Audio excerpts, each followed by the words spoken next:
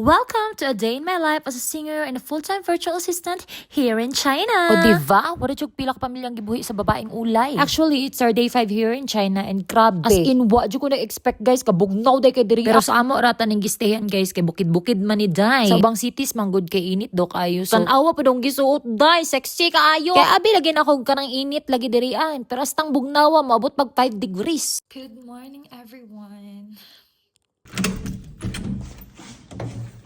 Good morning, China.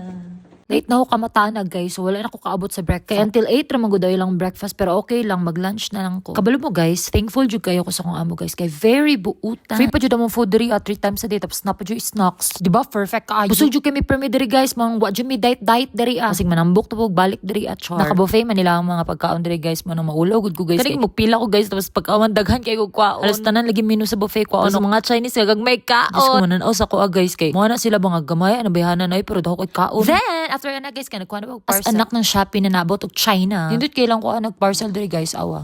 460衣柜。 Nga siya pagkuhag parcel dari guys. Ganun. After lunch, kaya balik na pog apartment, kaya nang limpyo.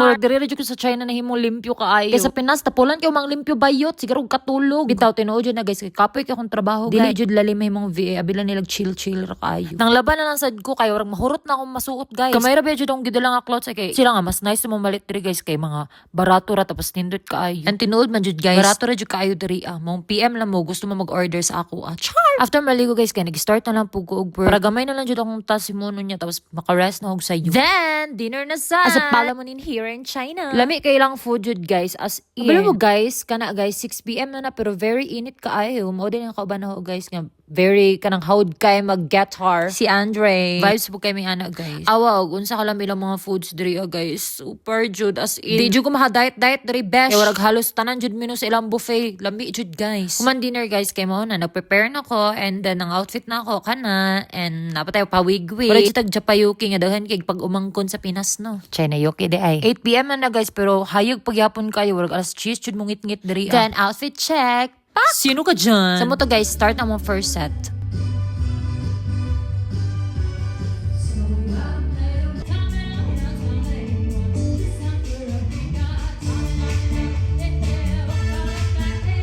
Kamalo mo guys, happy kay ko. Di na ako mahasulog ka ng commute. Dulo magod ang venue sa mong kantahan sa among apartment. Amo na magbaktas lang mi. Pwede na mga friend nga Chinese. Kaya bag ora mi nagkaila pero wag 10 years na nagkaila.